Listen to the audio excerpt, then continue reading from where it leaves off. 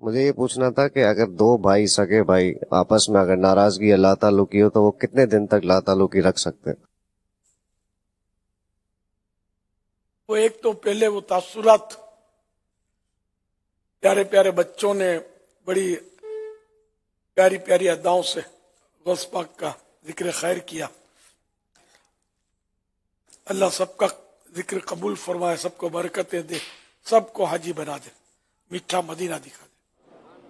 اور پھر وہ کارڈ والا قضیہ جو تھا وہ تو الحمدللہ یک طرفہ تو وہ پورا ہو گیا ہے، انہوں نے معاف کر دیا، لیکن وہ جو لے گئے ہیں ان کے لیے توبہ تو ضروری ہے، اور آنا اور ان کو پیش کرنا ہوگا. ظاہر ہے کہ وہ یہ تو غلط تو کر چکے ہیں نا، وہ تو اب وہ لیں نہ لیں ان کی مرضی ہے. اب یہ نہیں لیں گے، یہ تو معاف کر چکے ہیں نا، جو لینا نہیں چاہیے. بہرحال یہ کہ انہوں نے اصل تحفہ جو ہے نا، یہ اب چہرے پر سجانے کی نیت کا اظہار کیا نا، یہ قبر میں جائے نا تو پھر بات بنے انشاءاللہ. جب تک منڈائی اس کی توبہ بھی کرنی ہوگی نا، اللہ پاک ان کو بھی استقامت نصیب فرمائے. تو بڑا دل رکھنا چاہیے، معافی اور درگزر سے کام لینا چاہیے. جب کوئی خطا کر دے کوئی، ہم بھی تو خطائیں کرتے ہیں، اللہ پاک اگر ہمیں معاف نہیں فرمائے گا تو ہم کس کے در پہ جائیں گے. ہمیں بھی بڑا دل رکھنا چاہیے، معاف کرتے رہنا چاہیے. اس موقع پر ایک بات اور بھی میں آپ سے پوچھوں گا کہ جس طرح آپ نے ایک کردار ادا کیا صلح کرانے میں، تو یہ کردار عموماً اس کی کمی محسوس ہوتی ہے. خاندان میں جھگڑے ہو گئے، ناچاکیاں ہو گئی، ایک دوسرے کے گھر نہیں جا رہے، لیکن اب کوئی ایسا فرد جو بیچ میں پڑھ کر اس معاملے کو نمٹا لے. تو اس طرح کی جو کردار جو آپ نے ادا کیا، کیا یہ کرنا بھی کار ثواب، یا اس کا کتنی اہمیت ہے؟ بہت اہمیت ہے اس کی. ظاہر ہے کہ وہ دو دل مل گئے تو یہ بہت بڑا ثواب کا کام ہے اگر دو دل مل جاتے ہیں تو. ورنہ ہمارے ہاں تو یہ جیسے اب یہ کارڈ کا، اچھا ایسی یادگار تمہاری لے گیا، وہ اتنے سال سے تم نے سنبھال کے رکھی تھی. بڑا ظالم شخص ہے، بہت غلط کیا اس نے. ارے وہ ظالم ہے یا دنیا سے ہی بیچارہ لیتے ہی گیا آگے اور فوت ہو گیا، کچھ پتا تو نہیں ہے نا، یا بیچارے کے پاس گم ہو گیا اور شرم کے مارے پلٹا نہیں، کچھ بھی ہو سکتا ہے. ہمیں مطلب ہے کہ حسن زن کے پہلو نکالنے چاہیے. یا تو فوراً تھوڑا قرضہ لیٹ دیا نا، میرے پیسے کھا کے بیٹھ گیا ہے، یہ ہے تہمت. کھا گیا اس کی آپ کے پاس کیا سند ہے، کیا گارنٹی ہے یہ اگلا پیسے کھا گیا؟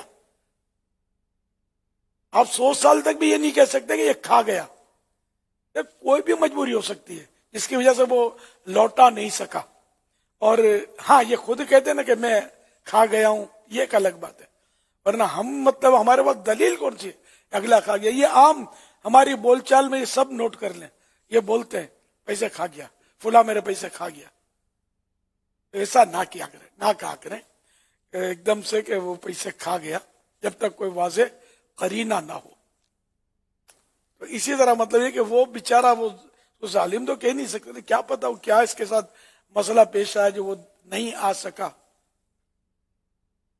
بہرحال دل بڑا رکھنا چاہیے اور معاف کر دینا چاہیے. جی کہ معاف کرنے کے بھی بڑے فضائل ہیں. اللہ کے پیارے پیارے محبوب صلی اللہ علیہ وآلہ وسلم کا فرمان علی شان ہے، رحم کیا کرو تم پر رحم کیا جائے گا، اور معاف کرنا اختیار کرو اللہ پاک تمہیں معاف فرما دے گا.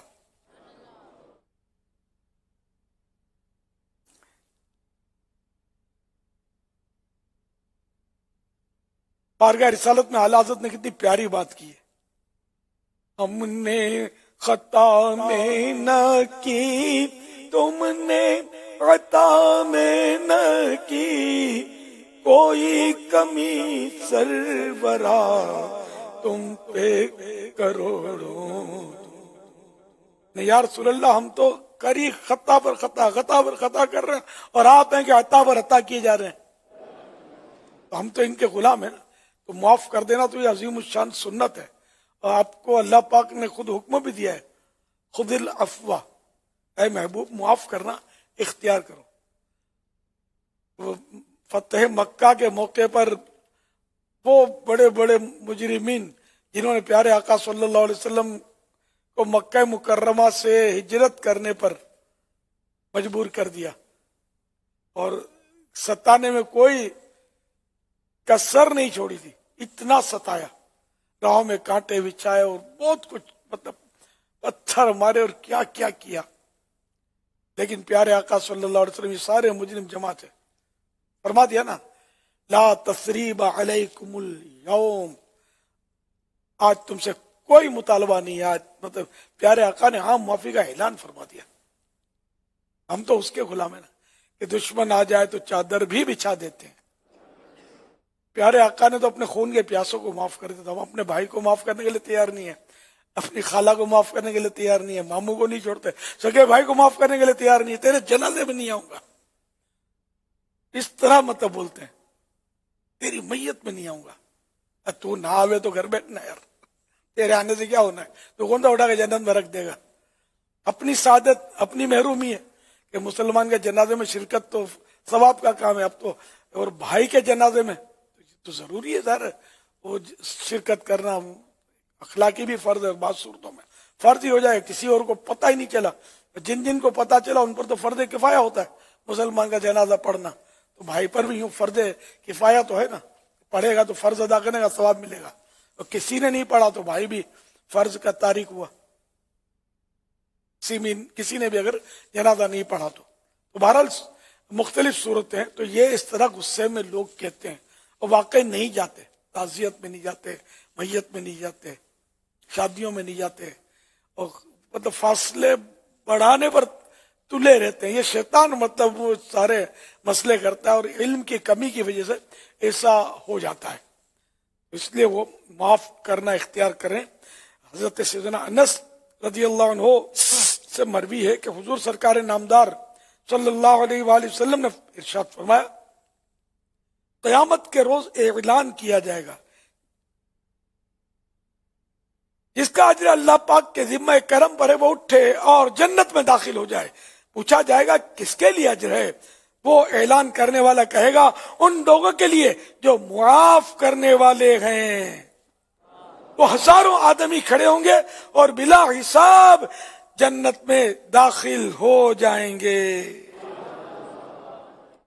सुभान अल्लाह, माफ करने की फजीलत के तो क्या कहने। अल्लाह पाक प्यारे हबीब सल्लल्लाहु अलैहि वसल्लम के सदके हमें ये अजीम शान सुन्नत भी नसीब कर दे और हम इस पर अमल करें, माफ कर दे, सबको माफ करते रहें, अल्लाह पाक भी हमें माफ फरमाएगा। सल्लू अलल हबीब सल्लल्लाहु अलैहि मुहम्मद। 3 दिन।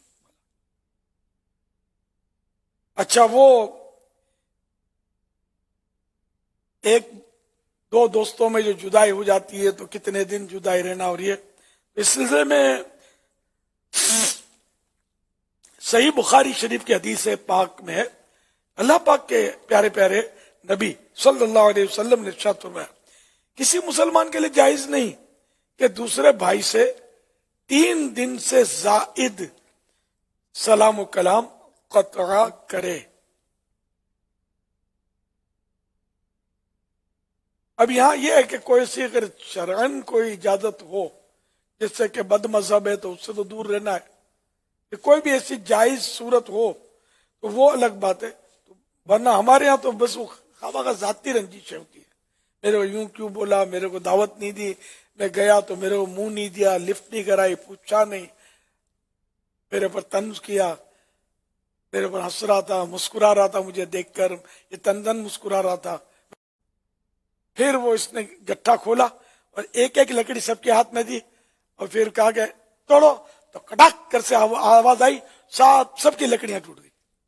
तो फिर किसान ने समझा कि देखो बच्चों, इस तरह तुम अलग अलग हो जाओगे, लड़ते रहोगे तो दुश्मन तुम पर गलबा पा लेगा, तुम पर कंट्रोल कर लेगा, और तुम अगर 11 मुत्तहिद रहोगे ना, जब तक ये 11 लकड़ियां मुत्तहिद थी कोई नहीं तोड़ सका, तो इस तरह तुम्हें कोई तोड़ नहीं सकेगा, कोई तुम्हें हरा नहीं सकेगा, तुम पर गालिब नहीं हो सकेगा। तो यूं मतलब है कि समझाने का अंदाज, तो इत्तिहाद में बरकत है, जहां इत्तिहाद खत्म हुआ वहां नुकसान ही नुकसान है। सल्लू अलल हबीब सल्लल्लाहु अलैहि मुहम्मद।